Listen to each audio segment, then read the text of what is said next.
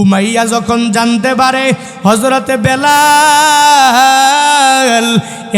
এক আল্লাহর প্রতি ঈমান এনে নিল, উমাইয়া ইবনে খলফের মাথা বড় গরম হয়ে গেল। তারপরে আবু জাহালের সঙ্গে লইয়া রাতের বেলা হযরতে বেলালের গাছের মধ্যে বাঁধিয়া এমন জুড়ে বেত্রাঘাত করে, তার উপর জুলুম করে, নির্যাতন করে। পুরা দেহ থেকে হযরতে বেলালের ফিমকি দিয়ে রক্তগুলো বের হয়ে যায়। আর বেলাল রে বলে, তোরে বেত্রাঘাত করতেই থাকবো যতক্ষণ পর্যন্ত এই আহাদ শব্দটাকে অন্তর থেকে দূরে সরাইতে না পারবি। হযরতে বেলালের ওই গাছের মধ্যে বাঁধিয়া যখন বের ধরক যেমন ভাবে পিটায় আর আঘাত করে জুলুম করে, সারা রাত পিটানোর পরে এখন হাতের মধ্যে ব্যথা চলে আসলো। বলে আর বেলালের মারা যাবে না, আর বেলালের পিটাইতে পারবো না। আবু জাহাল উমাইয়ার বুদ্ধি দিয়া দেয়, হে উমাইয়া, এই রাতের বেলা মারলি, দিনের বেলা একটু গ্যাপ দাও, আবার রাতের বেলা দুইজনে তারে পেটাবো, গাছের মধ্যে বাঁধিয়া বেত্রাঘাত করিয়া দুনিয়া থেকে বিদায় করব। আবু জাহাল বলে, হে উমাইয়া, হযরতে বেলালের ওই রাতের বেলা যে এত জোরে জোরে মারল, তার পুরা বডির মধ্যে কি পরিমাণ ক্ষত বিক্ষত দেখায়া দেখ। এই মরুভূমির বালিগুলো কি পরিমাণ গরম, এই গরমের মধ্যে ওই ক্ষত বিক্ষত বডিটারে ফালাইয়া দাও। যখন ফালাইয়া দিবা, হযরতে বেলালের ক্ষত বিক্ষতের মাত্রাটা আরো অনেক পরিমাণ বাড়িয়া যাবে। হযরতে বেলালের এবার রাতের বেলা মারিয়া দিনের বেলা উত্তপ্ত বালুকাময় জমিনের মধ্যে যখন ফালাইয়া দেয়, ফালাইয়া হযরতে বেলাল যেন উঠতে না পারে, যেন অন্য কোথাও যাইতে না পারে। ওই বেলালের বুকের উপরে পাথরের চাপা দেয়, আর হযরত বেলালের পুরা দেহ বেবে রক্তগুলো পরে ওই বালুগুলো রক্তাক্ত হয়ে যায়। বেলালের বলে, নির্যাতনের মাত্রা আরো অনেক পরিমাণ বাড়াইয়া দিব, জুলুমের মাত্রাটা আরো অনেক পরিমাণ বাড়াইয়া দিব। হে বেলাল, তোর অন্তর থেকে আল্লাহ এক, এই আহাদ শব্দটাকে তুই দূরীভূত করে দাও। এক আল্লাহ, এটা তুই জবান দিয়া বের করবি না। এক আল্লাহর তুই ঈমান আনতে পারবি না। আমরা মূর্তি পূজা করি, ওই পূজায় তোর লিপ্ত হয়ে যাওয়া লাগবে, মূর্তির কাছে তোর যাওয়া লাগবে, তুই ঈমান আনতে পারবি না। যতক্ষণ পর্যন্ত ও বেলাল তুই ঈমানটাকে না ছাড়তে পারবি, তোর আল্লাহরে বাদ দিতে না পারবি, ততক্ষণ পর্যন্ত জুলুম চালায়া যাব, নির্যাতন চালায়া যাব, তোরে মারবো। আর দিনের বেলা ওই বালুকাময় জমিনের মধ্যে ফালাইয়া তোর ক্ষত বিক্ষতের মাত্রাটা, জ্বালাপুরার যন্ত্রণাটা আরো বাড়াইয়া দিব।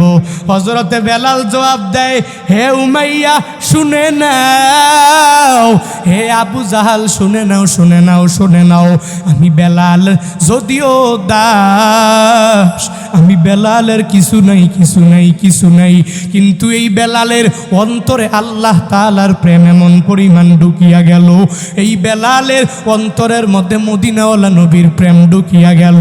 তোমরা জুলুম করতে পারবা, নির্যাতন করতে পারবা, আমাকে বেত্রাঘাত করতে পারবা, আমাকে মারতে পারবা, তবুও আমার ঈমানটারে ছিনাইয়া নিতে পারবা না। এর চর এলাকার মানুষ আমিনু কামা আমানান্নাস, ঈমান আনো ওই মানুষগুলোর মতো বান্দা ঈমান আনো, যেই মানুষগুলো ঈমানের লাইনে থাকিয়া এত জুলুম করার পর, এত নির্যাতন করার পরেও, এরপরেও এই বান্দাগুলো কালিমা বাদ দেয় নাই, এরপরেও ঈমানের পথ থেকে দূরে সরে যায় নাই, এরপরেও ইসলামের পথ থেকে দূরে সরে যায় নাই, এরপরেও আল্লাহর প্রেম অন্তর থেকে দূরে সরাইয়া দেয় নাই, এরপরেও মদিনাওয়ালা নবীর প্রেম দূরে সরাইয়া দেয় নাই।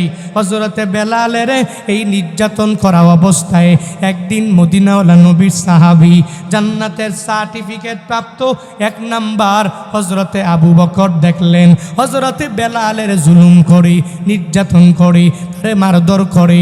আবু বকর বলে, কেন মারে?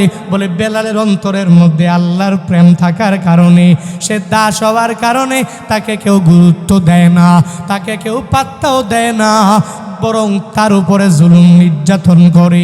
আবু বকর বলে, যাও যাও, এই বেলালেরে আমি আমার নিজের অ্যাবিলিটি দিয়া আমার সামর্থ্য দিয়া হযরতে বেলালের উমাইয়া থেকে আজাদ করে দিলাম।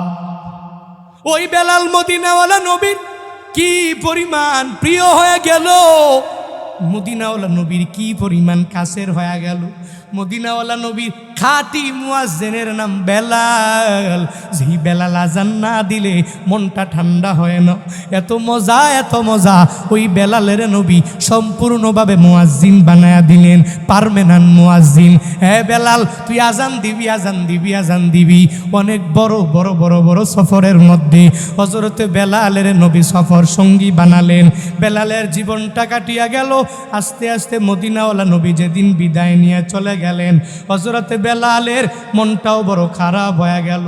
হযরতে বেলাল মনে চিন্তা ভাবনা করে আর মসজিদে নববীর আশেপাশে ঘুরে আর চোখের পানি ফালায়া কান্দে আর চিন্তা করে, যেই মদিনাওয়ালা নবীর জন্য এত মার আমি খেলাম, যেই নবীর জন্য আমি বেলাল এত পাগল হয়ে গেলাম, যেই নবীর জন্য, যে আল্লাহর জন্য আমার এত কষ্ট ত্যাগ করা লাগলো, ওই নবী যদি এই মদিনায় না থাকে, মদিনাওয়ালা নবী যদি চলে যায়, আমি তাই কালাব কি? বেলাল চলে গেলেন। মদিনাওয়ালা নবী একদিন বেলালের স্বপ্ন যুগে ডাকে, এ বেলাল, আমি নবীর জন্য তোর কি একটু মায়া হয় না? আমি নবীরে সারিয়া কই, ও বেলাল, তুই আমার দরবারে কি আসতে মন যায় না? আমি নবীর কাছে কি তোর একটু আসতে মন যায় না? রাতের বেলা স্বপ্নে দেখি, দিনের বেলা আবার মসজিদে নববীতে দৌড়া যায়। হাসান হুসাইন দেখিয়া আবদার জানায়, আপনি বেলাল? বলে হা আমি বেলাল। বলে আমার নানার যুগের আপনি বড় মুয়াজ্জিন? বলে হা। বলে আমি সেই মুয়াজ্জিন। বলে আপনার জবান থেকে কতদিন হয়ে গেল আজান শুনি না, আপনি আজকে আজান দিয়া দিবেন। আপনার আজান শুনে আমাদের মনটা এমনিতেই ভরিয়া যাবে, প্রফুল্ল হয়ে যাবে, আমাদের মনটা অটোমেটিক শীতল হয়ে যাবে। 3 বছর নবী আমার গোপনে দাওয়াত দেয়। ইয়ার উপরে আল্লাহ মদিনাওয়ালা নবীর উপরে আদেশ জারি করে দিলেন। আমরে হাজের মারুফের সিগা দিয়া আল্লাহ আদেশ দিলেন নবীরে, হে নবী আমার, আনজির, আপনি সতর্ক বাণীগুলো শোনায়া দেন। আশিরাতাকাল আকরাবিন, প্রতিবেশী যারা, নিকটাত্মীয় যারা, এদের কাছে কালিমার দাওয়াতগুলো দেওয়া আরম্ভ করে দেন। আল্লাহ ছাড়া দুনিয়াতে কোনো মাবুদ নাই, আল্লাহ ছাড়া দুনিয়াতে কোনো মাশুক নাই, আল্লাহ ছাড়া দুনিয়াতে ইবাদত পাওয়ার যোগ্য আর কেউ নাই। এই কথাগুলো, সতর্ক বাণীগুলো সবার সামনে পড়িয়া শোনায়া দেন। আল্লাহর পক্ষ থেকে নবী আদেশ পাওয়া গেলেন। তখন নবী সবাইরে যখন কালিমার দাওয়াত দিতে লাগলেন, কেউ মানিয়া কামিয়াবির দরওয়াজায় চলে গেল। আবার কেউ মানে না। যে মানে না, ওই দলের মধ্যে একজনই আবু জাহাল, উতবা সাহেবা মুগিরা, এরা মদিনাওয়ালা নবীর কালিমা মানে না। নবী এক আল্লাহর সব গুণগান যখন এদের সামনে বয়ান করা আরম্ভ করে দিলেন, এরা তো মানেই না, বরং নবীর ব্যাপারে এরা জানায়া দেয়। আবু জাহাল, উতবা সাহেবা মুগিরার গোষ্ঠীর লোকেরা মদিনাওয়ালা নবীরে বলতে লাগলো, এতদিন পর্যন্ত এতগুলো মূর্তির পূজা আমরা করলাম, এই মূর্তি পূজা করার পরে আমরা লাভবান হতে পারলাম না। এতগুলা মূর্তি আমাদেরকে লাভবান বানাইতে পারে নাই। এতগুলা মূর্তির পূজার মধ্যে আমরা লিপ্ত হয়ে গেলাম। কাবা শরীফের মধ্যে 360টা মূর্তি লইয়া উলঙ্গ হইয়া তাওয়াফ করে, আবার এক একটা জিনিসের জন্য এক একটা খুদা বানায় নেয়, এক একটা মূর্তি বানায় নেয়। বড় একটা কিছুই দেখলে লাভ দিয়া তার সামনে পড়িয়া যায় আর মনে করি এই বড় জিনিসটাই আমারে দিতে পারবে, এই বড় জিনিসটাই আমারে কামিয়াবি বানাইতে পারবে, এই মূর্তিটাই আমারে লাভবান বানায়া দিতে পারবে। এরা এতগুলো মূর্তি পূজা করার পরেও পূর্ণাঙ্গ লাভবান যখন হতে পারে না, ওই সময়ের মধ্যেই মদিনাওয়ালা নবী এদের সামনে জানায়া দেয়, হে আমার প্রতিবেশীরা শুনে নাও, তোমরা এই মূর্তি পূজাগুলো বাদ দিয়া দাও, এক আল্লাহর ইবাদাতে তোমরা মগ্ন হয়ে যাও। যদি হইতে পারো তাহলে তোমরা হয়ে যাবা লাভবান। যদি আল্লাহর প্রতি ঈমান এনে নাও তাহলে তোমরা হয়ে যাবা লাভবান। মূর্তি পূজকেরা মূর্তি পূজা করে লাভবান হতে পারে না। মদিনাওয়ালা নবী এহেন পরিস্থিতিতে এদের সামনে আসিয়া যখন এক আল্লাহর প্রতি ঈমানের দাওয়াত দিয়া দিল, কাফের মুশরিক বেঈমানেরা সবাই মিলে মিলে মদিনাওয়ালা নবীকে বলতে লাগলো, মোহাম্মদ পাগল হয়ে গেল নাকি? সে তো লাভবান হতেও পারবে না। আবার মানুষগুলোরে ক্ষতিগ্রস্ত বানানোর জন্য মোহাম্মদ পাগল বাড়া হয়ে গেল। আমরা লাভবান হয়ে যাব, মোহাম্মদ ক্ষতিগ্রস্তের মধ্যে পড়ে যাবে। আমরা কাফেরেরা, আবু জাহালের বংশধরের লোকেরা যারা তারে মানে এরাই লাভবান, মোহাম্মদ রে মানবে যারা এরা ক্ষতিগ্রস্তের মধ্যে পড়ে যাবে। কারণ আমাদের এই দুনিয়াতে মূর্তির অভাব নাই, আর এদের নাকি আল্লাহ একজন, আল্লাহ নাকি এদের সব এক এক করে দিয়ে দিবে। ওই আল্লাহ নাকি এদের কামিয়াবির দরওয়াজায় পৌঁছায় দিবে। এভাবে যখন একে অপরে বলা বলি করে, আমার মদিনাওয়ালা নবীরে যখন এরা ক্ষতিগ্রস্ত বলে ঠেক লাগায়া দেয়, আল্লাহ দেখে কি দেখে না? আল্লাহ জানে কি জানে না? আল্লাহ বলেন, জিবরাইল যাও যাও, সূরা আসর নিয়ে নিয়ে মদিনাওয়ালা নবীর দরবারে যাও। আর আমি আল্লাহ এক নম্বরে কসম করে জানায়া দিলাম, ইন্নাল ইনসানা লাফি খুস। শুধুমাত্র একজনে ক্ষতিগ্রস্ত না, শুধুমাত্র কাফেরেরা ক্ষতিগ্রস্ত এমনটা না, শুধুমাত্র মুশরিকেরা ক্ষতিগ্রস্ত এমনটা না, শুধুমাত্র মুসলিমেরা ক্ষতিগ্রস্ত এমনটা না, শুধু আমার নবী ক্ষতিগ্রস্ত এমনটা না, বরং দুনিয়ার সব মানুষেরাই ক্ষতিগ্রস্ত হয়ে গেল। গুরুত্ব দেওয়ার জন্য আল্লাহ কসম করে করে জানায়া দিলেন, ইন্নাল ইনসানা লাফি খুস। হে আবু জাহাল শুনে নাও, তুমিও ক্ষতিগ্রস্তদের অন্তর্ভুক্ত হয়ে গেলা। হে উতবা সাহেবা মুগিরা, তোরাও ক্ষতিগ্রস্তদের অন্তর্ভুক্ত হয়ে গেলি। সব মানুষেরা সবাই ক্ষতিগ্রস্তের মধ্যে পড়ে যাবে। ইন্নাল ইনসানা লাফি খুস এর মানে কি?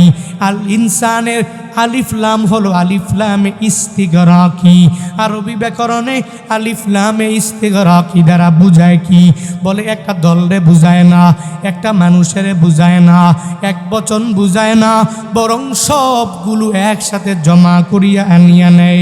আল্লাহ বলেন, আওয়ামী লীগ শুধুমাত্র ক্ষতিগ্রস্তের মধ্যে আছে এমনটা না, বিএনপি শুধু ক্ষতিগ্রস্তের মধ্যে আছে এমনটা না, শুধুমাত্র জামাতে ইসলামী ক্ষতিগ্রস্তের মধ্যে আছে এমনটা না, হেফাজতে ইসলাম ক্ষতিগ্রস্তের মধ্যে আছে এমনটা না, ইসলামী আন্দোলন ক্ষতিগ্রস্তের মধ্যে শুধু আছে এমনটা না।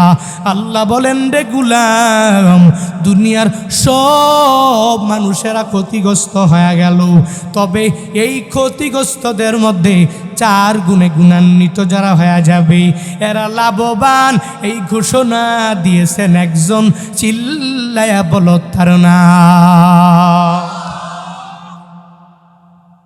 দুনিয়ার সব মানুষ ক্ষতিগ্রস্ত আল্লাহ ঘোষণা। আবার এই ক্ষতিগ্রস্ত মানুষদের মাঝে 4 দল হয়ে যাবে লাভবান, 4 গুণে গুণান্বিত বান্দারা লাভবান। এই ঘোষণাও দিয়া দিলেন আল্লাহ।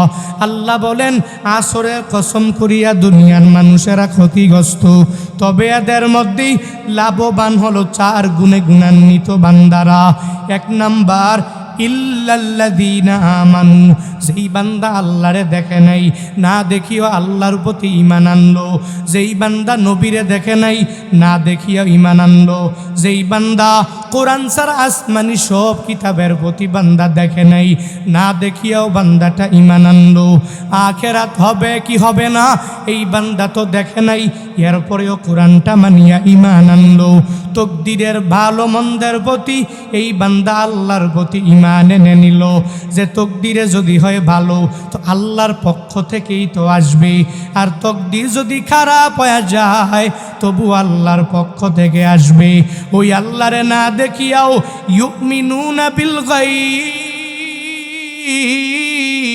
ওই আল্লাহরে না দেখিয়াও বান্দাগুলো অদৃশ্যের প্রতি যারা ঈমান এনে নিল, ইল্লাল্লাযীনা মানু, যেই বান্দা আল্লাহরে না দেখিয়া ঈমান আনে ওই বান্দা ক্ষতিগ্রস্ত না, ওই বান্দাগুলো দুনিয়ার লাইনে বড় লাভবান হয়ে যাবে। মানে হলো যেই বান্দা ঘোষণা দিয়া দিল লা ইলাহা, যেই বান্দা ঘোষণা দিয়া দিল লা ইলাহা ইল্লাল্লাহ মুহাম্মাদুর রাসূলুল্লাহ, অন্তর দিয়েও মেনে নিল, এই বান্দা মৌখিকভাবে মেনে নিল, কার্যেও বান্দা পরিণত করলো। এরকম ঈমানওয়ালা যেই বান্দাগুলো, ওই বান্দাগুলো ক্ষতিগ্রস্ত না, বরং এরা দুনিয়ার লাইনে লাভবান, আখেরাতের লাইনে এরা বড় লাভবান।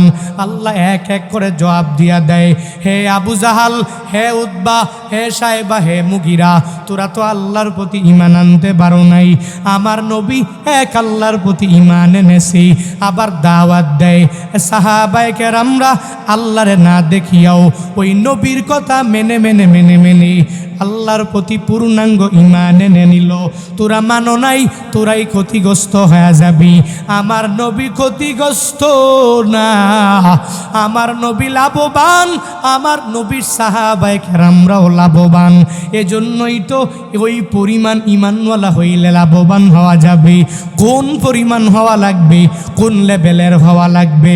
হে বান্দারা, এজন্যই তো তোমারে আমারে আদেশ করা হলো, বলে এবার ঈমান আনিয়া লাভবান হয়ে গেলা। তুমি ঈমানটা আনবা কেমনি? মাঝে মাঝে টাকা পাইলে বলে ঈমানটারে এক সাইডে রাখ, এবার ঈমানের এক সাইডে রাইখা টাকাকে তোরা প্রায়োরিটি দিয়া দাও। মাঝে মাঝে মাঝে মাঝে স্বার্থে আঘাত লাগলে বলে ইসলামটাকে এক সাইডে রাখ, এবার আগে স্বার্থ হাসিল কর, এর উপরে ইসলাম মানতে পারবি। কবিরা গুনাহ করতে যখন মন চায় বলে ইসলামটারে এক সাইডে রাখ, কবিরা গুনাহের মধ্যে নিমজ্জিত হইয়া যাও। যখন স্বার্থে আঘাত লেগে গেল তখন বান্দা তুমি নিজের মতো করে কাজ করলা, তখন বলো ঈমান থাকবে কি থাকবে না ওই চিন্তা নাই, ইসলামে আমি থাকবো কি থাকবো না ওই চিন্তা তোমার আমার অন্তরের মাঝে থাকে না। একটু বিপদে বললেই ঈমানের পথ থেকে বান্দা দূরীভূত হওয়া যাবে না, তাহলে লাভবান বান্দা তুমি হতে পারবা না। ওই পরিমাণ ঈমান তুমি এনে নাও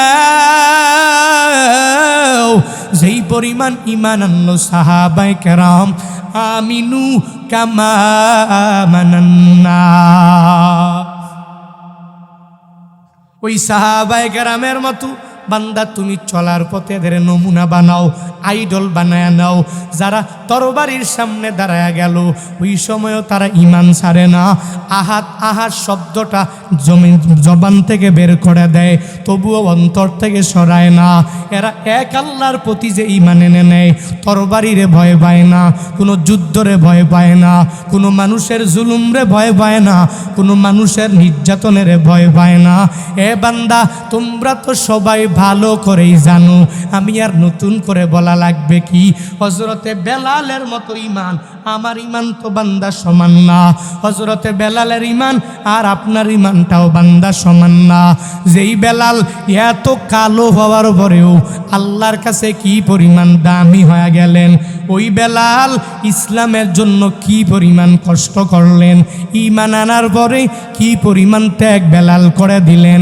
আল্লাহ বলেন ঈমান তুই আনবি আমি আল্লাহরে না দেখিয়া, ওই পরিমাণ ঈমান তুই এনে নাও। যেই পরিমাণ লেভেলের ঈমান আনলো সাহাবায়ে কেরামরা, যেই পরিমাণ ঈমান আনার পরে এই বান্দাগুলো স্বার্থের মধ্যে আঘাত লাগলে কঠিন কালেও ঈমানের বাইরে বান্দা যায় না, ইসলামটাকে এক সাইডে রাখিয়া নিজের স্বার্থ হাসিলের জন্য পাগল পারা হয় না। হযরতে বেলালের ইসলাম ধর্ম গ্রহণ করার কারণে কি পরিমাণ কষ্ট দিয়া দিল উমাইয়া, এমন কোনো বান্দা নাই বান্দা এই ঘটনা জানো না। উমাইয়া আর আবু জাহাল তারা কয়েকজন মিলিয়া রাতের বেলা হযরতে বেলাল কেন কালিমার সাউন্ড দেয়া দেয়, হযরতে বেলাল কেন আহাত আহাত আহাত কেন জবান দিয়া বের করে, কেন এক আল্লাহ বলে, কেন আল্লাহ ছাড়া মাবুদ নাই বলে, কেন মূর্তি পূজা ভালো না, কেন মূর্তি পূজায় নিমজ্জিত হয়ে যায় না, কেন বেলাল এই কাজগুলো করে। উমাইয়া সহ্য করতে পারে না, আবু জাহালও সহ্য করতে পারে না, কিন্তু বেলাল তো জাতে ছিল কালা, আবার হলো দাস, টাকা পয়সা অনেক বেশি, কি পরিমাণ গরিব, টাকা পয়সা নাই, বরং উমাইয়ার দাস হয়ে গেল, আবার তবু আল্লাহর প্রতি ঈমান এনে নিল। উমাইয়া যখন জানতে পারে হযরতে বেলাল এক আল্লাহর প্রতি ঈমান এনে নিল, উমাইয়া ইবনে খলফের মাথা বড় গরম হয়ে গেল। তারপরে আবু জাহালের সঙ্গে লইয়া রাতের বেলা হযরতে বেলালের ওই জমিনের মধ্যে গাছের মধ্যে বাঁধিয়া এমন জুড়ে বেত্রাঘাত করে, তার উপর জুলুম করে, নির্যাতন করে, পুরা দেহ থেকে হযরতে বেলালের ফিমকি দিয়ে রক্তগুলো বের হয়ে যায়। আর বেলাল রে বলে, তোরে বেত্রাঘাত করতেই থাকবো যতক্ষণ পর্যন্ত এই আহাত শব্দটাকে অন্তর থেকে দূরে সরাইতে না পারবি। হযরতে বেলালের ওই গাছের মধ্যে বাঁধিয়া যখন বের ধরক যেমন ভাবে পিটায় আর আঘাত করে জুলুম করে, আবার রাতের বেলা সারা রাত পিটানোর পরে এখন হাতের মধ্যে ব্যথা চলে আসলো, বলে আর বেলালের মারা যাবে না, আর বেলালের পিটাইতে পারবো না। আবু জাহাল উমাইয়ার বুদ্ধি দিয়া দেয়, হে উমাইয়া, এই রাতের বেলা মারলি, দিনের বেলা একটু গ্যাপ দাও, আবার রাতের বেলা দুইজনে তারে পেটাবো, গাছের মধ্যে বাঁধিয়া বেত্রাঘাত করিয়া দুনিয়া থেকে বিদায় করব। তবে জুলুমের সর্বোচ্চ স্থানে জুলুম করা লাগবে, সর্বোচ্চ লেভেলে নেওয়া লাগবে। আবু জাহাল বলে, হে উমাইয়া, হযরতে বেলালের ওই রাতের বেলা যে এত জোরে জোরে মারল, তার পুরা বডির মধ্যে কি পরিমাণ ক্ষত বিক্ষত দেখায়া দেখ, এই মরুভূমির বালিগুলো কি পরিমাণ গরম, এই গরমের মধ্যে ওই ক্ষত বিক্ষত বডিটারে ফালাইয়া দাও। যখন ফালাইয়া দিবা হযরতে বেলালের ক্ষত বিক্ষতের মাত্রাটা আরো অনেক পরিমাণ বাড়িয়া যাবে। হযরতে বেলালের এবার রাতের বেলা মারিয়া দিনের বেলা বালুর মধ্যে উত্তপ্ত বালুকাময় জমিনের মধ্যে যখন ফালাইয়া দেয়, ফালাইয়া হযরতে বেলাল যেন উঠতে না পারে, যেন অন্য কোথাও যাইতে না পারে, ওই বেলালের বুকের উপরে পাথরের চাপা দেয়, আর হযরত বেলালের পুরা দেহ বেবে রক্তগুলো পরে ওই বালুগুলো রক্তাক্ত হয়ে যায়। বেলালের বলে, নির্যাতনের মাত্রা আরো অনেক পরিমাণ বাড়াইয়া দিব, জুলুমের মাত্রাটা আরো অনেক পরিমাণ বাড়াইয়া দিব।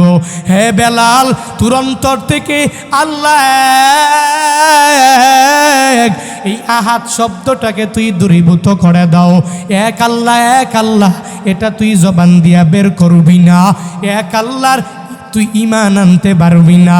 আমরা মূর্তি পূজা করি, ওই পূজায় তোর লিপ্ত হয়ে যাওয়া লাগবে, মূর্তির কাছে তোর যাওয়া লাগবে, তুই ঈমান আনতে পারবি না যতক্ষণ পর্যন্ত ও বেলাল তুই ঈমানটাকে না ছাড়তে পারবি, তোর আল্লাহরে বাদ দিতে না পারবি, ততক্ষণ পর্যন্ত জুলুম চালায়া যাব, নির্যাতন চালায়া যাব, তোরে মারবো।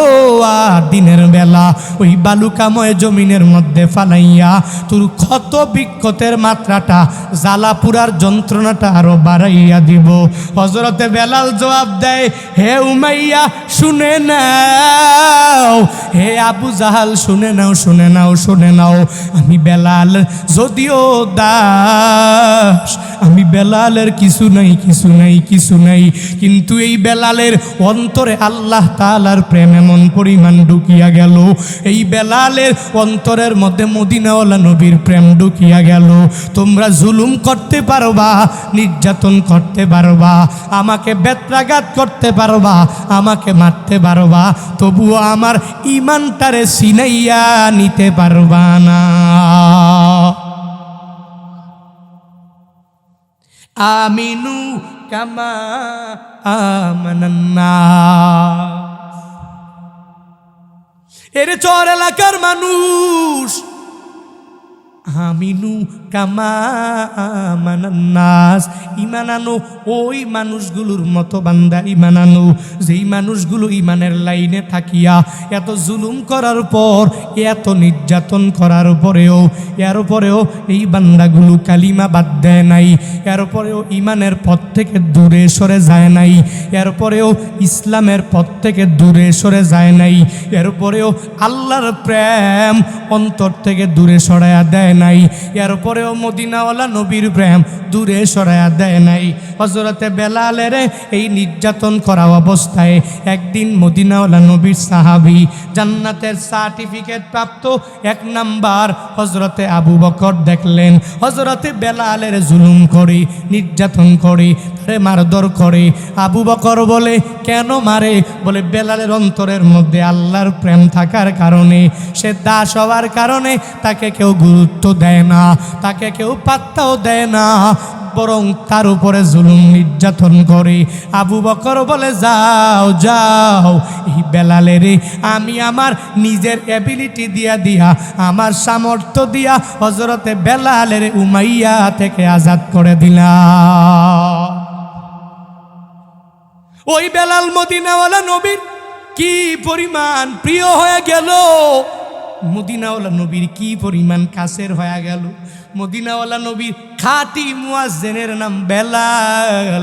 যেই বেলাল আজান না দিলে মনটা ঠান্ডা হয় না। এত মজা, এত মজা। ওই বেলালের নবী সম্পূর্ণভাবে মুয়াজ্জিন বানায়া দিলেন, পার্মানেন্ট মুয়াজ্জিন। হ্যাঁ বেলাল, তুই আজান দিবি, আজান দিবি, আজান দিবি। অনেক বড় বড় বড় বড় সফরের মধ্যে হযরতে বেলালের নবী সফর সঙ্গী বানালেন। বেলালের জীবনটা কাটিয়া গেল। আস্তে আস্তে মদিনাওয়ালা নবী যেদিন বিদায় নিয়ে চলে গেলেন, হযরতে বেলালের মনটাও বড় খারাপ হয়ে গেল। হযরতে বেলাল মনে মনে মনে মনে চিন্তা ভাবনা করে, আর মসজিদে নববীর আশেপাশে ঘুরে আর চোখের পানি ফেলায়া ফেলায়া কান্দে, আর চিন্তা করে, যেই মদিনাওয়ালা নবীর জন্য এত মার আমি খেলাম, যেই নবীর জন্য আমি বেলাল এত পাগল হয়ে গেলাম,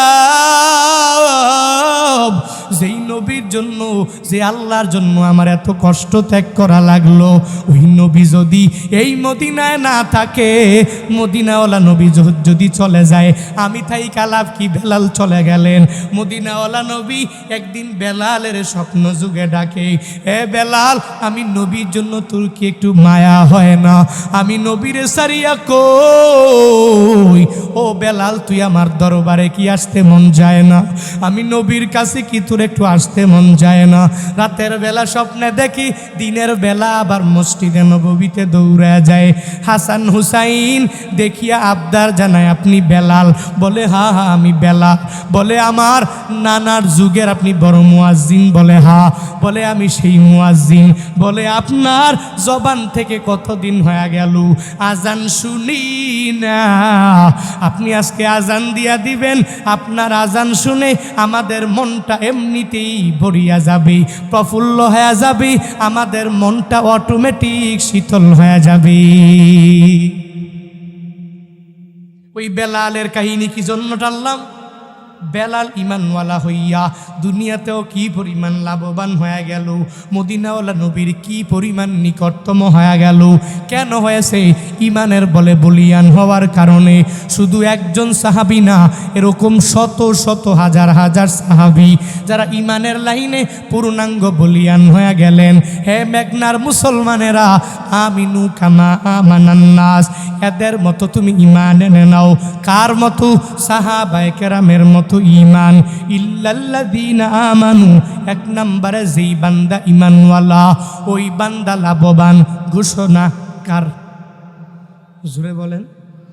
ইল্লাল্লাযীনা আমানু, 1 নম্বরে ইমানওয়ালারা লাভবান। এবার ইমান আনলেন, ইমানের পরে নেক আমল লাগবে কি লাগবে না? লাগবে না? নামাজ লাগবে কি লাগবে না? রোজা সামনে রাখা লাগবে কি লাগবে না? হ্যাঁ, লাগবে নি? তো অনেকে তো কবার ইমান ঠিক হুজুর, রোজা না রাখছি আর কি, ইমান তো ঠিক। বলে না, বলে না, বলে না।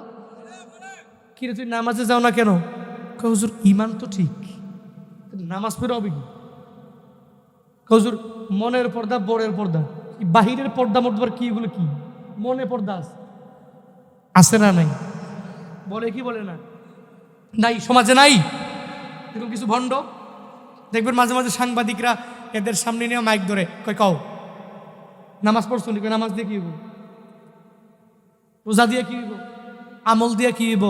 পর্দা দিয়ে কি হইব? আর এই লোকেরাই টাক্কা ভণ্ড, আর এরাই দেখবেন মাঝে মাঝে গান বানায়। কেরামান কাতিবিন, রোজা হাশরের দিন মাওলার কাছে যদি করে অভিযোগ, আমরা বলবো দুনিয়ায় ছিলাম হেলাল বাবার লোক। নাউজুবিল্লাহ কই না তো? আমরা বলবো দুনিয়ায় ছিলাম গাঞ্জা বাবার লোক। কেরামান কাতিবিন বলে রোজা হাশরের দিন। দেখেন গানের মধ্যে কি পরিমাণ ভৌ। হাশরের দিন যায় বলে এর কেরামান কাতিবিন জিগাইব। ভাবছেন বিষয়টা? অবাক লাগে। ইসলাম সম্পর্কে এদের বিলকুল কোনো ধারণা নাই, কিন্তু আল্লাহ ঘোষণা দিলেন তুই ইমানের উপরে নেকা আমল লাগবে। কার ঘোষণা? কে বলেছেন? ইল্লাল্লাযীনা আমানু ওয়া আমিলুস সালিহাত। ইমানের পরে কি? নেকা আমল। কালামুল্লাহ শরীফের অধিকাংশ আয়াতে আল্লাহ বলছেন আগে ইমান, পরে নেকা আমল। ইন্নাল্লাযীনা আমানু ওয়া আমিলুস সালিহাত কানাত লাহুম জান্নাতুল ফিরদাউসি নুজুলা। আরেক আয়াতে ইল্লাল্লাযীনা তাবু ওয়া আসলাহু ওয়া বায়্যানু ফাউলাইকা আতুবু আলাইহিম ওয়া আনাত তাওয়াবুর রহিম। এটা না, আরেকটা আয়াত ইল্লা মান তাবা ওয়া আমানা ওয়া আমিলা আমালান সালিহা। এই যে আয়াতগুলোতে আল্লাহ বলেন আগে তুই ঈমান আনবি, এর উপরে ঈমানের পরে কি করবি? বলে না কি কি ঈমানের পরে কি? তা আমলের মাঝে কি নামাজ নাই? আমলের মাঝে রোজা নাই? আমলের মাঝে তাহাজ্জুদ নাই? ইশরাক নাই? আউয়াবিন নাই? নফল ইবাদত নাই? ওয়াজিব সুন্নত সব কিছু এই আমলের মাঝেই অন্তর্ভুক্ত, ঠিক কিনা? এসব ইমানের পরে কি লাগবে? দেখো এখন ইমানটাকে মজবুত করব কেমনে? বলে ইমান মজবুত হবে নেকা আমল করার মাধ্যমে। নেকা আমল কি হবে? সামনে রমজান, রমজানের জন্য প্রস্তুতি নিয়া রমজানের 30টা রোজা যদি পুঙ্খানুভাবে রাখতে পারেন তাহলেই আপনি খাঁটি ইমানদার। কিন্তু রমজানের রোজা আপনি 10টা রাখলেন, বাকি 20টা রাখেন নাই, 15টা রাখলেন, বাকি 15টার খবর নাই, 5টা রাখলেন, বাকি 25টার খবর নাই, আবার দাবি করেন আমি একজন খাঁটি মুসলিম। নির্লজ্জ, বেহায়া, কেমনে দাবি করতে পারেন? বছরের পর একটা বছর ঘুরে রমজান আসে, এরপরে ওই নিমখারাম বাঙালি, নিমখারাম মুসলমান, আহা, এরপরও দেখবেন বাজারের মধ্যে সারা দিন তো খায়, আবার দিনে খাইয়া রাতের বেলা যখন ইফতার করবে না, দেখবেন যে রোজা মোজা রাখে নাই, তো সারাদিন তার গলা মলা মোটামুটি শুকায় নাই, গলা টোলা ঠিক আছে, ভিজা টিজা আছে মোটামুটি, পার্স পুস ঠিক আছে, বুঝলেন নাই? ইফতারি করতে গিয়া তার রোজা ধারা করে ঠেললাম, রোজা রাখছি না, আসে না নাই? এরকম নিমখারাম আছে না নাই? যে একটা বাকি চিন্তা করছে যাই হেরি 11 মাস খাইলাম, একটা মাস আল্লাহর জন্য কোরবানি করব, এরপরও তার সহ্য হয় না।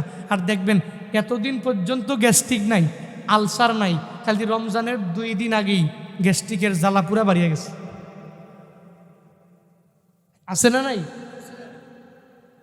অথচ রোজা রাখলে আগের দিনের আমগো আম্মারা, বাবারা, দাদারা, চাচিরা রোজা রাখা মরে গেছে, মরে গেছে। সাহাবাই কেরাম রোজা রেখা মরে গেছে। আসেনি কোনো প্রমাণ যে রোজা রাখছে মরে গেছে, কষ্ট পাইয়া মরে গেছে না খেয়ে? মনে নেই। এরা যদি পারে আমি আর আপনি কেন পারবো না? হুজুর আমাদেরকে বলেন কেন? আপনারা তো মেঘনার মানুষ, কুমিল্লার মানুষ। আমি তো মনে করি এখানে যে যুবকগুলো আসছে তারা সবাই রমজানের 30টা রোজাদার রাখনি বলে, আমি এটা বিশ্বাস করি। কিন্তু এরপরেও মিডিয়ার মাধ্যমে কথাগুলো যাবে, অনেক যুবকরা শুনবে। যুবকদেরকে উদ্দেশ্য করে বলি, তারা যদি না রাইখা মরে না যায়, তো তুমি রেখা মরবা কেন? কুতিবা আলাইকুমুস সিয়ামু কামা কুতিবা আলাল্লাযীনা মিন ক্বাবলিকুম। আল্লাহ বলেন, হে ঈমানওয়ালারা, তোমাদের উপর রমাদানের রোজা ফরজ করে দেওয়া হলো। শুধু তোদের উপরই নাজিল করা হয়েছে, তোদের উপরই চাপাইয়া দেওয়া হয়েছে এমনটা না। কামা কুতিবা আলাল্লাযীনা মিন ক্বাবলিকুম, তোমাদের পূর্ববর্তীগণদের উপরেও রোজা ফরজ করে দেওয়া হলো। শুধু তোমার উপরে দেওয়া হয়েছে এমনটা না, তোমার আগের দিনের লোকেরাও যারা ছিল এদের উপরেও রোজা ফরজ করে দেওয়া হলো। এর মানে হলো অন্যান্য নবীর উম্মতেরও দিয়া দিলেন, সাহাবায়ে কেরামরে দিলেন, তাবেঈনরে দিলেন, তাবেঈনরে দিলেন, আইম্মায়ে মুস্তাহিদিনদেরকে দিয়া দিলেন। অন্যান্য নবীর উম্মতেরা রোজা রাইখা যদি মরিয়া না যায়, তাহলে আমি কেন রোজা রাখিয়া মরিয়া যাব? কষ্ট পেয়ে যাব, গ্যাস্ট্রিক কেন বেড়ে যাবে, আলসার কেন বেড়ে যাবে? মূলত এগুলো সুতা, মূলত এগুলো একটা কথা, মূলত এগুলো কিন্তু বান্দা তোমার রোজা রাখার ব্যাপারে কোনো বাধা না, কোনো বিপত্তি না। যেই বান্দা বলবে রমজানের রোজা রাখার আগে আমার গ্যাস্ট্রিকের প্রবলেম বাড়িয়া গেল, সমস্যাটা বাড়িয়া গেল, আলসারের প্রবলেম আমার বাড়িয়া গেল, তার তাকওয়ার লাইনে বড় সমস্যা। ওই বান্দা আল্লাহরে ভয় করে না। ওই বান্দা আল্লাহ যে একজন আছেন এই চিন্তা বান্দার অন্তরের মাঝেও নাই। হে আল্লাহর বান্দারা, আল্লাহ বলেন, আমি আল্লাহ তোর উপরে রমাদানের রোজাকে ফরজ করে দিলাম, ব্যাপারটা এমন না। তোর পূর্ববর্তী গণদের উপরেও রোজা আমি আল্লাহ কত মায়া করে করে করে ফরজ বানায়া দিলাম। আল্লাহ তাআলা এটা কেন বলেন? আল্লাহ তো আদেশ দিলেই পারতেন, আবার কেন বললেন কামা কুতিবা আলাল্লাযীনা মিন ক্বাবলিকুম, তোদের উপরেও ফরজ করা হয়েছে, তাদের উপরেও ফরজ করা হয়েছিল। এটা বলার কারণ কি? বলে বান্দাগুলোর ভয়টাকে একটু দূর করে দেওয়ার জন্য। কারণ বান্দারা তো বিভিন্ন সময়ে আমলের লাইনে গিয়া বড় ভয় পাওয়া যায়। দুনিয়ার সব কাজগুলো বান্দা করে, ওই সময়ে বান্দা ভয় পায় না। ওই সময়ে রোগের কোনো ভয় নাই, ওই সময়ে ব্যাধির কোনো ভয় নাই, ওই সময়ে গ্যাস্ট্রিকের কোনো ভয় নাই, ওই সময় আলসারের কোনো ভয় নাই। শুধু আমলের লাইনে এই বান্দাগুলো অজুহাত দেওয়ার জন্য পাগল হয়ে যায়। মুফাসসিরিনে কেরাম জানায়া দেয়, আল্লাহ কেন বললেন হে গোলামেরা তোদের পূর্ববর্তী গণদের উপরে রোজা ফরজ করে দেওয়া হলো? একটা উদাহরণ দিলে ভালো করে আপনারা বুঝে যাবেন। দেখবেন আপনাদের এলাকার মধ্যেই কত মানুষ আছে অনেক রোগে রোগান্বিত হয়ে গেল, এত বড় বড় বড় বড় রোগা হয়ে গেল। এই রুগীটারে যখন আপনি ঘরের মধ্যে রাখিয়া দিলেন, আস্তে আস্তে ওই বান্দাটা চিন্তা ভাবনা করবে। তাকান, এদিকে তাকান, একটা বড় উদাহরণ দিচ্ছি আপনাদেরকে, ওদিকে তাকাইলে তো বুঝবেন না। আপনাদের এলাকার মধ্যে এমন একটা ব্যক্তি আছে, যেই ব্যক্তি এমন বড় রোগী, এত বড় রোগ, ওই রোগে সে রোগা হয়ে গেল। এখন একদিন চলে গেল, 2 দিন চলে গেল, 3 দিন চলে গেল, 4 দিন চলে গেল, সপ্তাহ মাস পার হয়ে গেল। আস্তে আস্তে ওই বান্দা আস্তে আস্তে রোগা হয়ে যায়। হসপিটালের বেডে নিয়ে যাওয়া হয় নাই, ডক্টরের কাছেও বান্দারে নিয়ে যাওয়া হয় নাই।